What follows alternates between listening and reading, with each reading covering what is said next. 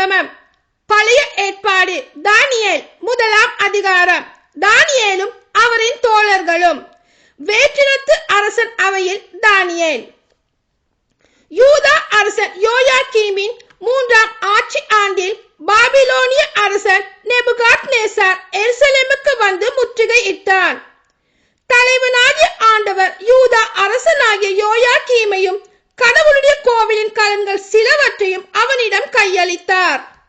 அவனும் அவற்றை சீனர் நாட்டில் இருந்த தன் தெய்வத்தின் கோவிலுக்கு எடுத்து சென்று அவற்றை தன் தெய்வத்துக்குரிய கருவூலத்தில் சேர்த்தான். அப்பொழுது அரசன் தன் அரண்மனை அலுவலரின் தலைவனாகிய அஸ்பெனாசுக்கு அரச குலத்தையும் உயர் குடியையும் சார்ந்த இஸ்ரேல் சிலரை கொண்டு வருமாறு கட்டளை இட்டான். அக்கட்டளைப்படி அவர்கள் உடல் ஊனமற்ற, அழகுமிக்க, எல்லா ஞானத்திலும் தேர்ச்சி பெற்ற, அறிவிலும் உணர்விலும் கல்வியிலும் சிறந்த, அரசனின் அரண்மனையில் பணிபுரியும் திறமை பெற்ற இளைஞராய் இருக்க வேண்டும். மேலும் அவர்கள் கல்தேய மொழியை எழுதவும் பேசவும் கற்றுக்கொள்ள வேண்டும். அரசன் தான் உண்டு வந்த சிறப்புணவிலும் பருகி வந்த திராட்சை ரசத்திலும் நாள்தோறும் ஒரு பங்கை அவர்களுக்கு கொடுக்கும்படி ஏற்பாடு செய்தான். இவ்வாறு 3 ஆண்டுகள் பயிற்சி அளித்த பின் இறுதியில் அவர்களை அரசன் முன்னிலையில் கொண்டு வந்து நிறுத்த வேண்டும் என்று ஆணையிட்டான். இப்படி தேர்ந்தெடுக்கப்பட்டவர்கள் யூதா குலத்தை சார்ந்த தானியேல், அனனியா, மிசாவேல், அசரியா என்பவர்களும் இருந்தார்கள். அலுவலரின் தலைவர் தானியேலுக்கு பெல்தசாச்சார் என்றும், அனனியாவுக்கு சாத்ராக்கு என்றும், மிசாவேலுக்கு மேசாக்கு என்றும், அசரியாவுக்கு ஆபேத்நேகோ என்றும் மாற்று பெயரிட்டான். அரசனது சிறப்புணவிலும் அவன் பருகி வந்த திராட்சை ரசத்திலும் தம்மை தீட்டுப்படுத்திக் கொள்ளலாகாது என்று தானியேல் தம் உள்ளத்தில் உறுதி செய்து கொண்டார். அவ்வாறே தாம் தீட்டுப்படாதிருக்க அலுவலர் தலைவனிடம் அனுமதி கேட்டார். அலுவலர் தலைவன் தானியேலுக்கு பரிவும் இரக்கமும் காட்டுமாறு கடவுள் அருள் கூர்ந்தார்.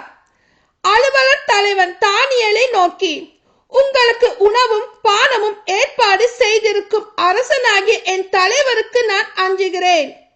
ஏனெனில் உங்களை ஒத்த வயதினரை விட நீங்கள் களை குன்றி இருப்பதை அரசன் கண்டால் என் தலையே போய்விடும்.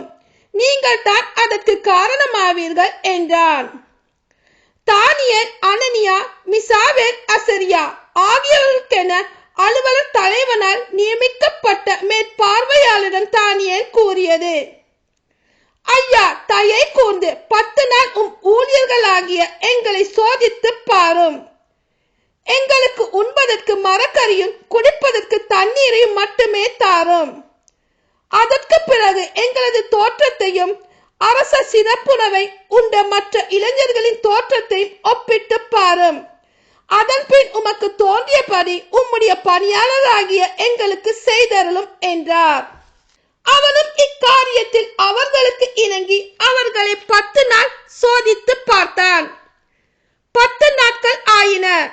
அரசனது சிறப்புணவை உண்டு வந்த இளைஞர்கள் அனைவரையும் விட அவர்களது தோற்றம் மிக கலையுள்ளதாயும் உடற்கட்டு மிக செழுமை உடையதாயும் காணப்பட்டது.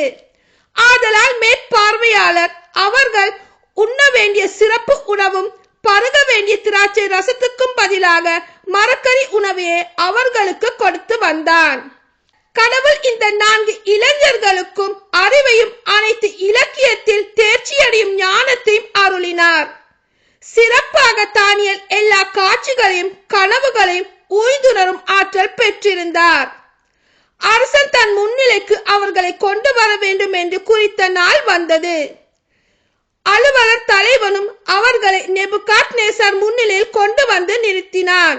அரசன் அவர்களோடு உரையாடலானான். அப்பொழுது அவர்கள் அனைவரிலும் தானியேல், அனனியா, மிசாவேல், அசரியா ஆகியோருக்கு இணையாக யாரும் காணப்படவில்லை. எனவே அவர்கள் அரசன் முன்னிலையில் பணிபுரியலாயினர். ஞானம், விவேகம் சார்ந்தவற்றில் அரசன் அவர்களோடு கலந்துரையாடினான். அப்பொழுது அவர்களது அரசில் இருந்த எல்லா மந்திரவாதிகளையும் மாய வித்தக்காரர்களையும் விட அவர்கள் 10 மடங்கு சிறந்தவர்களாய் இருப்பதை கண்டறிந்தான். இவ்வாறு சைரசு என்ற அரசனது முதலாம் ஆட்சி ஆண்டு வரை தானியேல் தொடர்ந்து பணிபுரிந்து வந்தார். ஆமீன்.